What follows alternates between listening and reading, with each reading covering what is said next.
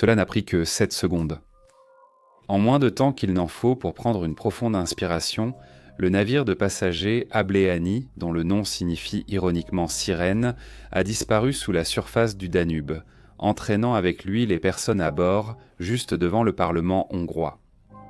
La tragédie aurait des répercussions bien au-delà des rives du fleuve, soulevant des questions sur la responsabilité et la sécurité des voies navigables sportives européennes. La capitale hongroise, Budapest, est coupée en deux par le puissant fleuve Danube. Il s'agit en réalité de deux villes, avec les collines historiques de Buda d'un côté et les grandes avenues de Pest de l'autre. C'est un fleuve animé, grouillant jour et nuit de bateaux de toute taille, des petites embarcations touristiques aux immenses hôtels flottants, tous offrant aux visiteurs la possibilité d'admirer la splendeur illuminée de la ville depuis l'eau. Le 29 mai 2019, une tempête avait apporté de fortes pluies continues dans la région toute la journée. Le niveau de l'eau du Danube était plus haut que d'habitude, et le courant atteignait un débit impressionnant de 4000 à 4500 mètres cubes par seconde, soit près du double du rythme normal. Ce soir-là, alors que la pluie s'était calmée, le fleuve était devenu plus animé, certaines parties étant même congestionnées. Les navires se croisaient de près, se disputant leur place sur la voie navigable.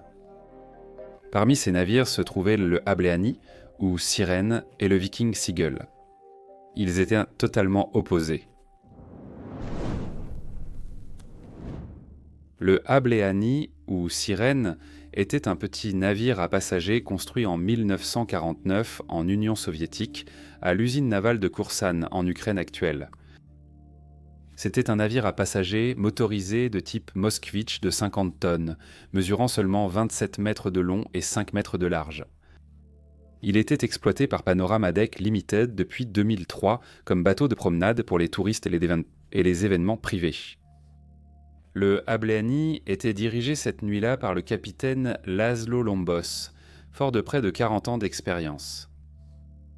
Selon ses collègues, Laszlo avait un dossier exemplaire. L'accompagnait un autre marin chevronné, János Pittel, 53 ans. Le Viking Seagull était un tout nouveau colosse flottant. Un bateau-hôtel mesurant 135 mètres de long et presque 12 mètres de large, il était presque 5 fois plus long et plus de 2 fois plus large que le Avliani. Avec un déplacement de plus de 2500 tonnes, il dépassait le plus petit navire d'un facteur de plus de 50.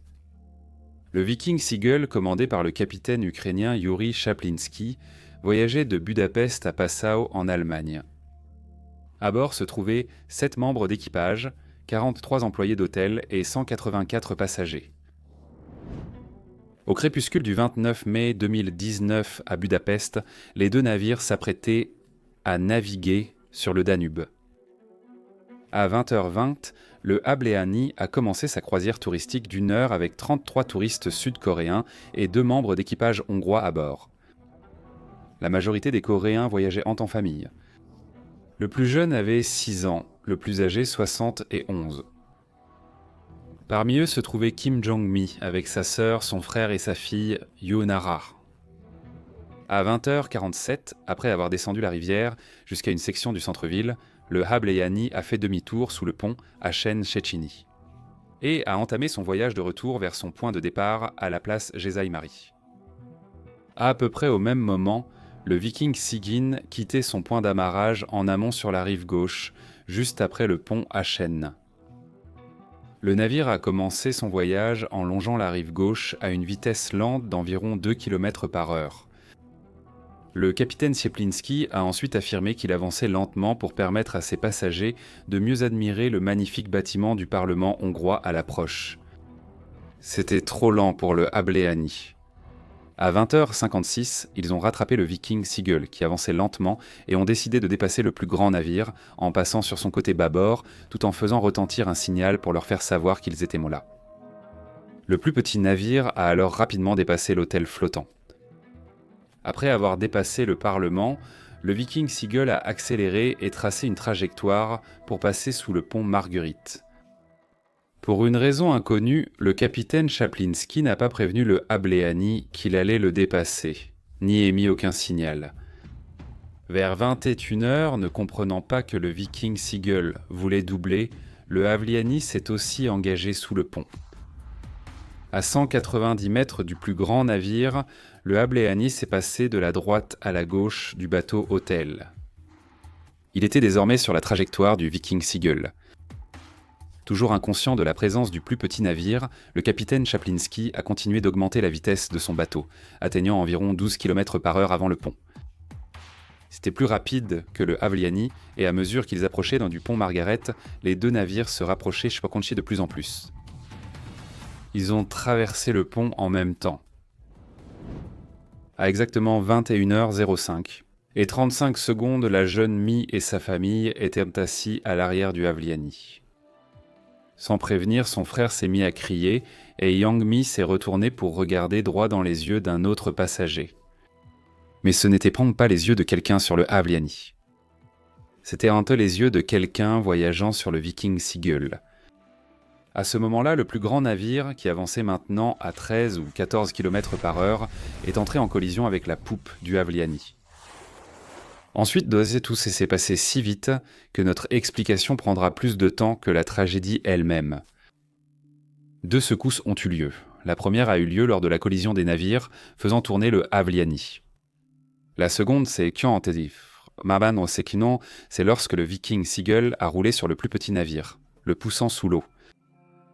L'horreur venait non seulement de la différence de vitesse, mais aussi du principe de Bernoulli. C'est lorsque les fluides qui se déplacent plus rapidement, comme ceux entre les deux navires, créent moins de pression, tandis que les fluides qui se déplacent plus lentement, comme ceux sous les bateaux, créent plus de pression, aspirant activement le plus petit navire sous l'eau. Le puissant courant ce jour-là n'a pas aidé non plus. La tragédie n'a duré que 7 secondes. 7 secondes, c'est tout le temps qu'avaient les passagers et l'équipage pour réagir à la catastrophe qui se déroulait. La majorité des passagers étaient dans la cabine à cause de la pluie, même si un survivant a signalé qu'environ 20 personnes ont été mortes sur le pont. Yang Mi et sa famille ont été projetés hors du navire coulant dans la rivière. Les moments après ces 7 secondes furent chaotiques. Selon un autre capitaine de navire travaillant sur la rivière ce jour-là, Zoltán Toln, aucune urgence n'a été signalée sur aucune fréquence radio-maritime. Le navire événementiel Maart Pasnavi, Budapest, a été le premier à remarquer qu'il s'était passé quelque chose de terrible, et c'est depuis ce navire que l'alerte « Homme à la mer » a été entendue pour la première fois. Le Viking Seagull a effectué une manœuvre d'arrêt, mais comme il aurait été encore plus dangereux pour le navire de rester entre les piliers du pont, il a navigué en amont sous le pont Marguerite avant de s'arrêter complètement. En s'éloignant, l'équipage a lancé des bouées et le canot du navire a secouru les personnes tombées dans le fleuve. Yang Mi a repéré l'une des bouées. Elle a déclaré plus tard « J'ai peur de l'eau parce que je ne sais pas nager ». Alors elle s'est agrippée frénétiquement à tout ce qu'elle pouvait, finissant par attraper une bouée et attendant les secours. À environ 9h09, soit 4 minutes après la collision, le capitaine du Viking Seagull a signalé l'incident à la station radio NAVINFO. Ce n'est qu'à 9h15 que le centre de gestion des activités de la police a été informé de l'accident, après qu'un civil les ait contactés. Après avoir reçu ce rapport civil, le service national d'ambulance a envoyé 14 ambulances sur les lieux. Le premier bateau de la police fluviale du Danube est arrivé à 21h29, près de 25 minutes après la collision, et la navigation a été interdite entre les ponts Marguerite et Elisabeth. À ce moment-là, la nuit était tombée. La pluie avait recommencé à tomber, augmentant encore la vitesse du courant du Danube, et il faisait froid. L'eau était à 10-12 degrés Celsius, assez froide pour causer une hypothermie en quelques minutes. Au début, ils se sont concentrés sur le site de l'accident, sous le pont. Yang Mi a été secouru, mais ignorait où était sa famille. Sa fille était saine et sauve. Lors de la collision, Nara avait heurté des tables et des chaises sur le pont arrière en tentant de rejoindre la surface. Sans le cri d'un autre survivant lui disant de nager, elle n'aurait peut-être pas survécu. Juste avant minuit, les recherches ont été étendues à toute la section du fleuve en aval de Budapest. 7 personnes ont été secourues près des lieux et transportées à l'hôpital avec des blessures légères et des symptômes d'hypothermie. Lors de la conférence de presse tenue peu après minuit, ils ont confirmé 7 morts et 16 disparus. Le frère et la sœur de Yang Mi étaient présents. La tragédie a vite pris une portée internationale. Moon Jae-in, président sud-coréen, a ordonné un groupe opérationnel pour aider les victimes de la catastrophe. La ministre des Affaires étrangères, Kang Kyung-hwa, s'est rendue personnellement à Budapest. Pour savoir ce qui s'était passé, il devait en remonter le Hableni. Mais ce n'était pas facile. La grue flottante qu'ils utilisaient ne pouvait fonctionner que lorsque le niveau d'eau exceptionnellement élevé baissait. Alors ils devaient attendre que la pluie cesse et que la rivière se retire. Les ingénieurs de l'Université de technologie et d'économie de Budapest ont conclu qu'il leur faudrait 4 sangles en câble d'acier pour soulever le Hableni. Une à l'avant, 2 au centre, sous la salle des machines, où le risque de rupture était maximal, et une sous la poupe. Le 11 juin 2019, à 6h du matin, le levage du Hableni a commencé. À 8h30, 4 corps avaient été retrouvés. Le premier était celui du capitaine Laszlo Lombos, remonté depuis la passerelle du capitaine. Plus tard, ils ont aussi trouvé une jeune fille voyageant avec sa mère sur le navire. Certains ont aussi été retrouvés dans le navire. Les plongeurs ont traversé les meubles brisés pour installer des pompes afin d'évacuer l'eau. Il restait 80 cm de boue, remplie des corps des derniers passagers portés disparus. Après le sauvetage, le Hableni a été remorqué sur une barge à Shepil, où l'enquête policière a continué. 24 heures seulement après la catastrophe, la police a annoncé qu'elle soupçonnait les actions du capitaine Chaplinsky. Elle était amenée en tant que suspect et ensuite placée en détention. Le capitaine ukrainien a nié avoir enfreint les règles ou commis un quelconque crime. L'un de ses représentants légaux, Bala Simtot, a déclaré à la presse que l'homme était commandant de navire depuis 44 ans et n'avait jamais eu d'accident auparavant. Il s'est avéré que le capitaine Chaplinsky l'avait déjà fait. En avril de cette année-là, alors qu'il commandait le Viking Eden, il entra en collision avec un pétrolier aux Pays-Bas. Il semblait également qu'il avait supprimé des messages de son téléphone juste après l'incident. Un geste très suspect. Le procès du Hableni a débuté le 8 septembre 2020. Le capitaine a été inculpé pour mise en danger du transport fluvial, incident mortel de masse par négligence et 35 chefs de non-assistance à personne en danger. Au tribunal, Jablinski a refusé de faire une nouvelle déclaration et de répondre aux questions. Le capitaine a indiqué avoir vu le plus petit navire dépasser le Viking Seagull à droite, sans le surveiller car il était concentré sur le passage sous le pont. Cependant, l'avis des experts a contredit plusieurs affirmations du capitaine. Selon l'expert, le Viking Seagull a dépassé le Hableni par la gauche et non par la droite. Cela signifie que le capitaine n'a pas pu évaluer correctement s'il avait suffisamment d'espace pour dépasser le Hableni. S'il n'avait pas augmenté sa vitesse à 11 km/h, l'accident aurait pu être évité. Cela correspondait aux témoignages de plusieurs survivants, dont Kim Jong-mi et Yoon Na-ra.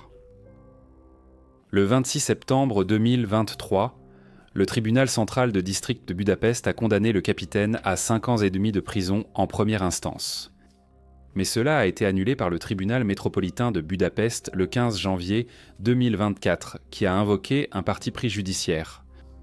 À ce jour, la catastrophe maritime de Budapest en 2019 reste la tragédie la plus grave de l'histoire sur la section du Danube à Budapest. Le bilan a été dévastateur.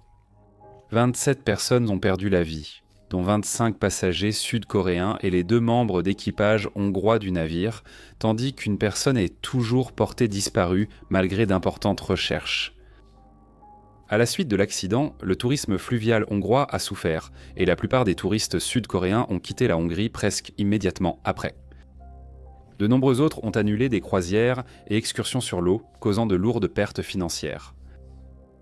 La tragédie a entraîné des appels à renforcer la sécurité sur le Danube.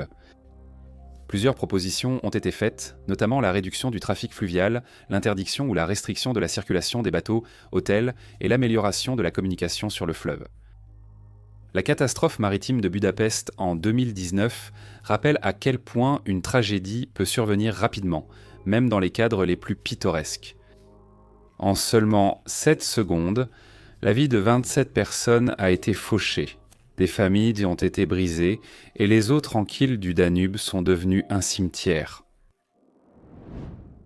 Si vous avez trouvé cette vidéo intéressante, merci de vous abonner, cela aide beaucoup.